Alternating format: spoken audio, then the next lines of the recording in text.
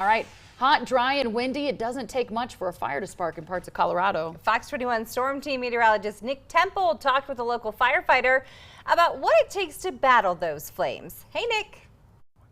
Hey guys, the wildfires within the western part of the state and also the western part of the country have really made some buzz recently.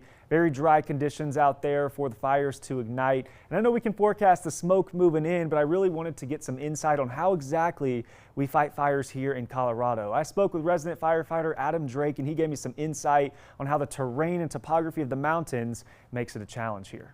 With the way fires spread, it is very determinant on topographical types of things. Is the fuel continuous? Is it going up a hill? Obviously heat rises, so we're worried about, as the heat rises, it actually pre-treats the fuel above it.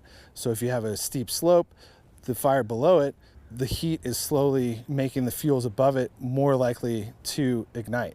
But knowing how a fire spreads is just the beginning. Sometimes firefighters have to be on the ground, rolling up their sleeves and literally digging their way into a fire from spreading into the higher terrain. A lot of times we're 15, 20 guys in a line, and we're digging the grass or the fuel away from the fire, and we're getting down to mineral soil.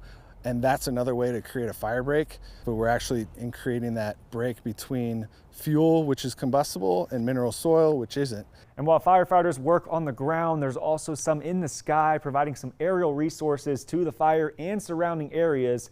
Adam Drake tells me the differences between the two and how they can help. There's typically a water resource or a retardant resource. Water will actually be directly dropped on flames to extinguish flames, whereas a retardant is usually dropped in front of the flame lengths, and it's pre-treating the fuel ahead of the fire, and it keeps it less likely from catching fire and less likely to spread. Fighting fires here in Colorado is all about teamwork and strategy, combining groundwork and also aerial resources to help keep us safe. So for Fox 21, I'm Nick Temple. Nick, thanks. Did that fire